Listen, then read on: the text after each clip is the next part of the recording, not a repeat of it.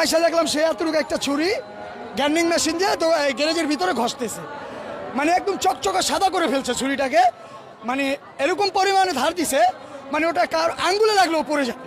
তো যাই হয়েছে 9টা 7 মিনিটের ভিতরে সে কি করলো, গ্যারেজ থেকে এভাবে লুকায়া কি জানি বাড়ির উপরে চলে গেল।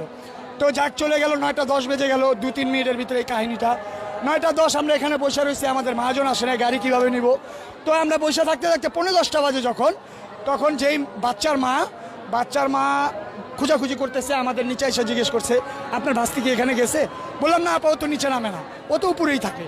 তো যেই জায়গায় মার্ডার করা হয়েছে বাচ্চাটাকে পাশের ফ্লাইটে, ওই ফ্লাইটে বাচ্চাটাকে যখন না হয়েছে তখন একটা জুতা ভুলবশত আমাদের রিজিক ওই বাচ্চাটার লাশ ছিল বিদায়, আমরা তার মা বাবা ছিলাম বিদায়, মানে হক হালালি, তার জন্য আমরা ওই জুতাটা মানে আল্লাহর উসিলায় বাইরে পড়ে গেছে।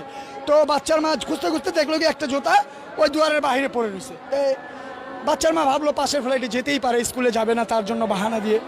তো ভাইয়া ও ফ্লাইটটার ভিতরে টোকাটুকি করছে, বাচ্চার মা প্রায় 20 মিনিট টোকাটুকি করার পরে কোনো সারা নাই, শব্দ নাই, ভিতর থেকে লাগানো।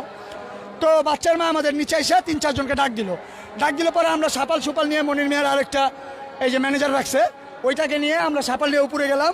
উপরে গিয়ে আমরা দরজাটা ভাঙার চেষ্টা করলাম, আমরা দরজাটা এক পর্যায়ে ভাঙতে পারলাম না, 2-3টা সিটকারি লাগানো ছিল। তো আমরা যতটুকু হোক এখানে একটা বগলা করার পরে আমরা যখন ভিতর দিকে এক এক করে তাকালাম তখন শুধু রক্ত আর পানিগুলো ভাসতেছিল, মানে এই ডাইনিং রুমের ভিতরে, মানে কল সব ছাইড়ে দিছিল, তো মানে রক্তর কোনো চিহ্ন রাখার মানে চিন্তাভাবনা ছিল না। তো লাস্টে আমরা যখন ঢুকলাম দরজাটা খোলার পরে, তারও 7-8 মিনিট পরে খুলছে, আমরা ওখান থেকে গ্যান্ডিংয়ের আওয়াজ পেয়েছি রুমের ভিতর থেকে। যা গ্যান্ডিংয়ের আওয়াজটা এই কারণেই পেয়েছি, রুমের ভিতর অন্য কোনো কাজ হয় নাই, হয়েছে শুধু গ্রিলটা কেটে আসামিটা পলায় যাবে, তারপরে আসামির স্ত্রী গেটটা খুলবে, এই হিসেব তাদের পরিকল্পনা। আর তাদের দ্বিতীয় পরিকল্পনা ছিল গ্যারেজ থেকে তারা ব্যাটারির বাক্স নিয়ে গেছে 4টা ব্যাটারির বাক্সতে। আমাদের বাচ্চা তো ছোট, আমাদের 8 বছরের 7 বছরের রাইসা কত বড় হতে পারে, ছোট একটা বাচ্চা, তারে যদি 3 পিস করে ওই 3টা বাক্সর ভিতরে ভরে নিতে পারবে।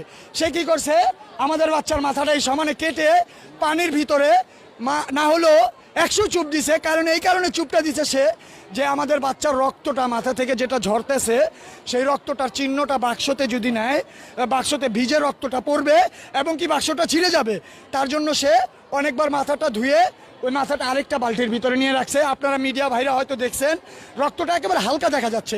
হালকা দেখা যাওয়ার কারণ হলো ওই যে তাকে যে চুবাইছে মাথাটা রক্তটা পরিষ্কার করার জন্য, তো পরিষ্কার যতটুকু করতে পারছো তাড়াহুড়ার ভিতরে করছে।